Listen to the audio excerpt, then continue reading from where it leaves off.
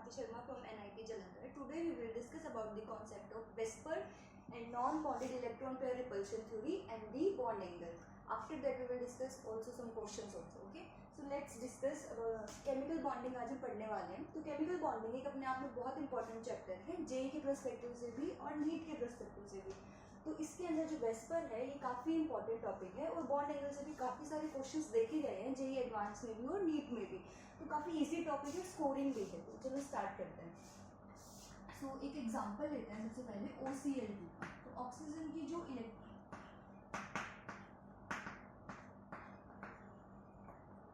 Oxygen का जो atomic number है वो कितना होता है 8 और इसकी इलेक्ट्रॉनिक कॉन्फ़िगरेशन है 1s2 2s2 2p4. तो जो वैलेंस शेल में जितने इलेक्ट्रॉन होते हैं उसको हम बोलेंगे वैलेंस इलेक्ट्रॉन. ठीक है. अब टोटल ऑक्सीजन के पास कितने वैलेंस इलेक्ट्रॉन है 6 इलेक्ट्रॉन. ठीक है, जिसमें से एक तो इसने क्लोरीन के साथ बॉन्ड बना लिया, एक इस क्लोरीन के साथ बॉन्ड बना लिया, बचे कितने 4. तो ये यहाँ पे आ गए 2 लोन पेयर. ठीक है, और इस लोन पेयर को हम क्या बोलेंगे वैलेंस शेल इलेक्ट्रॉन पेयर. ठीक है. अब क्लोरीन के पास वैलेंस इलेक्ट्रॉन कितने होते हैं 7, जिसमें से एक में तो बॉन्ड बना लिया इस ऑक्सीजन के साथ, तो बचे कितने 6. इन इलेक्ट्रॉन्स को हम बोलेंगे non bonded electron pair. Non bonded electron pair का मतलब है कि वो इलेक्ट्रॉन पेयर जो सेंट्रल एटम के साथ डायरेक्ट बॉन्ड नहीं बना रहे हैं. ठीक है, उसको हम बोलेंगे नॉन बॉन्डेड इलेक्ट्रॉन पेयर. अब देखो इन दोनों के बीच में जो रिपल्शन हुआ उसको हम बोलेंगे valence shell electron pair repulsion. ठीक है.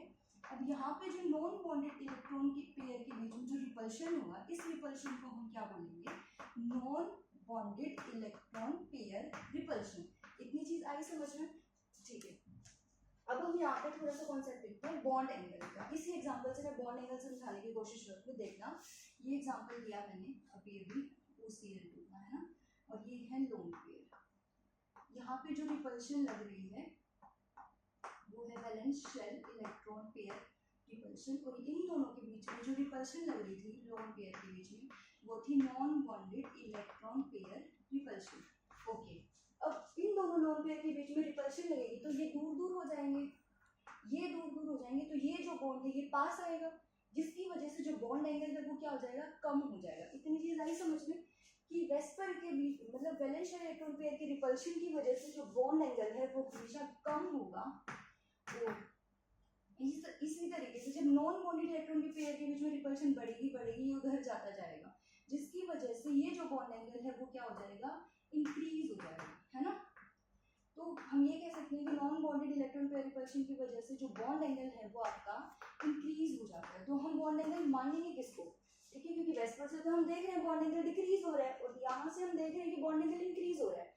तो जब रिपल्शन आपस की वेस्पर और मतलब valence shell electron pair repulsion और non bonded electron pair repulsion की जो आपस में रिपल्शन है वो बैलेंस हो जाए और मॉलिक्यूल की एक मॉलिक्यूल स्टेबल हो जाए, उसी एंगल को हम बोलेंगे बॉन्ड एंगल. वही उस मॉलिक्यूल का बॉन्ड एंगल होगा जहाँ पे ये दोनों आपस में इक्विलिब्रियम पे आ जाए. ठीक है, उसी को हम बॉन्ड एंगल कंसिडर करेंगे. तो इतनी चीज आगे समझ में कि हमने देखा कि इससे बॉन्ड एंगल कम हो रहा है, इससे ज्यादा हो रहा है, जहाँ पे भी इक्विलिब्रियम आ गया वो मॉलिक्यूल की बॉन्ड एंगल हो गया. चलो अब इससे आगे हम जाते हैं और हम अच्छे से डिस्कस करते हैं.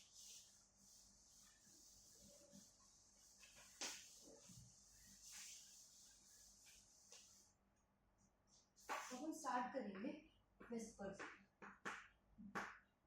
Valence shell electron pair repulsion theory basically ये एक central metal atom based theory है. सेकंड, इससे हमें किसी भी मॉलिक्यूल की ज्योमेट्री शेप और स्ट्रक्चर का भी आइडिया लगता है. थर्ड पॉइंट है यहाँ से हम बॉन्ड एंगल को भी प्रेडिक्ट कर सकते हैं. फोर्थ पॉइंट है कि लेविस स्ट्रक्चर को भी हम यहाँ से प्रेडिक्ट कर सकते हैं. एंड फिफ्थ पॉइंट है कि हम यहाँ से nature of electron pair repulsion को भी हम यहाँ से प्रेडिक्ट कर सकते हैं. तो वेस्पर अगर आपसे कोई पूछे तो ये शॉर्ट डेफिनेशन हो गई. अब हम डिस्कस करेंगे इलेक्ट्रॉन पेयर की. जब हम बात करिए तो इलेक्ट्रॉन पेयर की बात करिए तो यहाँ पे मैं इलेक्ट्रॉन पेयर को दो उसमें डिवाइड कर देती हूँ. एक होता है लोन पेयर और एक होता है बॉन्ड पेयर. ठीक है, लोन पेयर को दो कैटेगरी में डिवाइड किया. एक होता है stereo chemically active lone pair, एक होगा stereo chemically inactive lone pair. ठीक है, और बॉन्ड पेयर का जो आगे डिवाइड करा, डिस्ट्रीब्यूट करा, तो डबल बॉन्ड और सिंगल बॉन्ड में हमने कर दिया। ओके, तो स्टीरियोकेमिकली एक्टिव लोन पेयर वो होते हैं जो लोन पेयर हाइब्रिडाइजेशन में पार्टिसिपेट करे, ठीक है, जिसका कुछ ना कुछ रिपल्शन लगे, उसको हम बोलेंगे स्टीरियोकेमिकली एक्टिव लोन पेयर। ये अमोनिया के केस में मुझे लगता है कि आपने करा होगा, तो मैं बता देती हूँ, डायरेक्ट अमोनिया के केस में ही होता है। और PH3 के केस में जो फॉस्फोरस के पास जो लोन पेयर होता है वो इनएक्टिव लोन पेयर होता है, वो कोई भी हाइब्रिडाइजेशन में पार्टिसिपेट नहीं करता है, ठीक है। और ये डबल बॉन्ड और सिंगल बॉन्ड। अब यहाँ से हम बात करेंगे रिपल्शन की।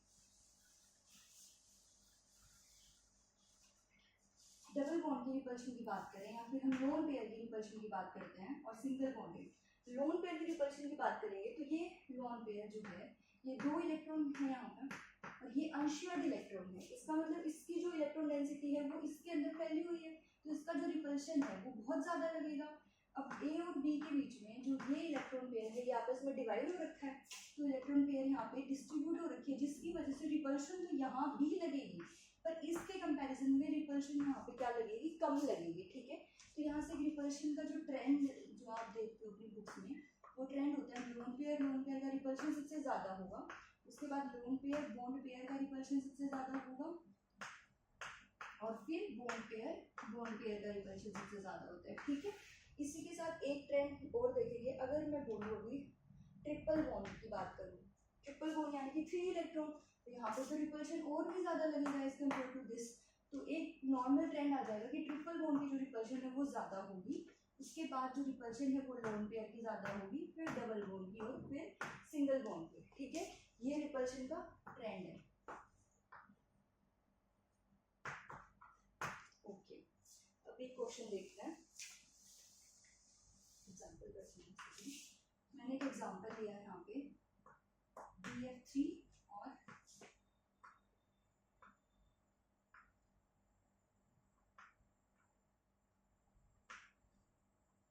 COF2 का, ठीक है। और हमने थोड़ा थोड़ा आइडिया ले लिया बॉन्ड एंगल का भी और इसका भी, तो हम यहाँ सबको सॉल्व करने की कोशिश करते हैं। BF3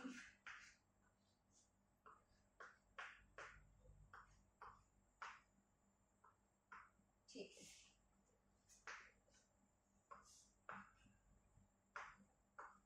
यहाँ पे हमें बॉन्ड एंगल बताना है किसका ज्यादा होगा किसका कम होगा। अब यहाँ पे देखते हैं BF3 का जो बॉन्ड एंगल है वो हमें पता है कि ऑलमोस्ट 120 डिग्री होता है। यहाँ पे क्या होगा, इसके बीच में और इसके बीच में रिपल्शन लगेगी, जिसकी वजह से ये वाला जो बॉन्ड एंगल है लोन पेयर की, अभी हमने देखा ना कि डबल बॉन्ड का जो रिपल्शन है वो ज्यादा होता है as compare to the single bond, ठीक है। तो यहाँ पे इस डबल बॉन्ड का जो रिपल्शन है वो इसके साथ ज्यादा होगा एज कम्पेयर टू दिस, जिसकी वजह से ये बॉन्ड एंगल तो बढ़ जाएगा और ये वाला जो बॉन्ड एंगल है वो क्या हो जाएगा, कम हो जाएगा। तो इन तीनों में अगर कंपैरिजन करें तो ये बीटा का बॉन्ड एंगल ज्यादा हो जाएगा, उसके बाद अल्फा, उसके बाद गामा। ये चीज इस ट्रेंड से आपको ये चीज क्लियर हो गई होगी, है ना। उसके बाद हम आगे चलते हैं।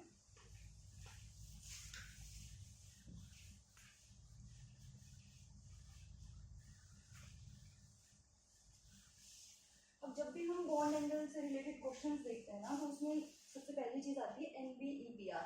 तो ये कॉन्सेप्ट वहां लगता है जहाँ पे जो सेंट्रल एटम है वो जनरली सेकंड पीरियड की हो, और जो साइड एटम है वो जनरली थर्ड पीरियड ओनवर्ड हो।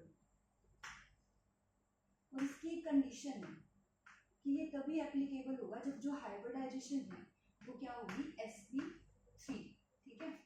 और NBPR से जो बॉन्ड एंगल है वो हमेशा इंक्रीज होता है, इसलिए जिस भी केस में आपको ये कंडीशन दिखे जिसके एग्जांपल में, तो आप समझ लेना उसका बॉन्ड एंगल हमेशा ज्यादा ही होगा सबके कंपैरिजन में, ठीक है। इसके बाद हम कुछ वेस्पर के रूल देखते हैं बॉन्ड एंगल के। तो जो वेस्पर के रूल की बात करें तो जो सबसे पहला रूल होता है वो ये होता है कि जो बॉन्ड एंगल है वो इनवर्सली प्रोपोर्शनल होता है number of lone pair on central atom, यानी कि सेंट्रल एटम पे जितने ज्यादा लोन पेयर होंगे बॉन्ड एंगल उतना ही क्या होगा, कम होगा, ठीक है। लेकिन ये रूल एप्लीकेबल तभी होगा जब हाइब्रिडाइजेशन जो है वो सेम हो और जो नॉन बॉन्डेड इलेक्ट्रॉन पेयर जो रिपल्शन है NBPR है वो डोमिनेट नहीं कर रहा हो, ठीक है, ये तभी एप्लीकेबल है। उसके बाद इसका जो सेकंड रूल है वो होता है bond angle electronegativity of central atom के डायरेक्टली प्रोपोर्शनल। ये इसके भी वही 3 रूल हैं। पहला, जब हाइब्रिडाइजेशन सेम हो, NBPR डोमिनेट ना कर रहा हो, और जो नंबर ऑफ लोन पेयर है सेंट्रल एटम पे वो क्या होनी चाहिए, सेम होनी चाहिए। ठीक है, इसके बाद हम थर्ड रूल की बात करें तो उसके अंदर जो बॉन्ड एंगल है that is inversely proportional to the electronegativity of the side atom. ठीक है, ये कब एप्लीकेबल होगा, जब हाइब्रिडाइजेशन सेम, NBPR डोमिनेट नहीं करा, लोन पेयर सेंट्रल एटम पे क्या होंगे, सेम, और इलेक्ट्रोनेगेटिविटी भी सेंट्रल एटम की क्या होगी, सेम होगी, तब ये एप्लीकेबल है। ठीक है, अब हम आगे चलते हैं और एक दो एग्जांपल देखते हैं जिसको यहीं सम अप करते हैं।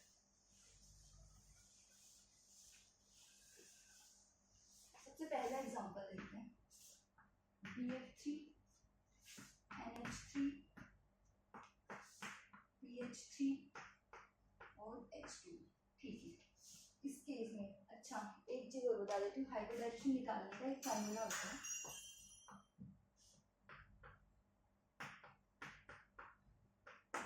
वन बाई टू ये number of valence electron on the centre atom, ये मोनोवैलेंट एटम, ये algebraic sum of cation, this is the algebraic sum of the anion. यहाँ से हम हाइब्रिडाइजेशन निकाल सकते हैं। ठीक है, सो BF3 की जो हाइब्रिडाइजेशन होती है वो क्या होगी, sp2, इसकी हाइब्रिडेशन कितनी होगी, sp3 करके देख लेना आप उसको। ठीक है, अब PH3 का आपको पता है कि ये कोई हाइब्रिडाइजेशन नहीं होती, नो हाइब्रिडाइजेशन का केस है, ये ड्रैगो मॉलिक्यूल है, मुझे ये आपने अगर पढ़ा होगा। अब हम यहाँ पे बॉन्ड एंगल की बात करेंगे। ठीक है, तो BF3 के केस में sp2 का जो बॉन्ड एंगल है वो सबसे ज्यादा होगा, BF3 का बॉन्ड एंगल सबसे ज्यादा होगा। ठीक है, और यहाँ से हमने देखा इसमें कोई हाइब्रिडाइजेशन है ही नहीं, तो इसका बॉन्ड एंगल क्या है, सबसे कम होगा, PH3 का यहाँ आ गया। अब इसमें हम बात करते हैं, इसके पास एक लोन पेयर ऑफ इलेक्ट्रॉन है, इसके पास कितने लोन पेयर इलेक्ट्रॉन है, दो, हाइब्रिडाइजेशन सेम है दोनों की, NBPR दोनों में नहीं लग रहा है। अब यहाँ पे नंबर ऑफ लोन पेयर और सेंट्रल एटम ज्यादा, तो बॉन्ड एंगल क्या हो जाएगा, कम। तो इन दोनों के कंपैरिजन में बॉन्ड एंगल किसका कम होगा, उसका कम हो जाएगा, और अमोनिया का जो बॉन्ड एंगल है वो ज्यादा होगा as compare to the water. ठीक है, ठीक है, ये एग्जांपल्स आ गया होगा समझ में। एक जनरल ट्रेंड बता देती हूँ, इसको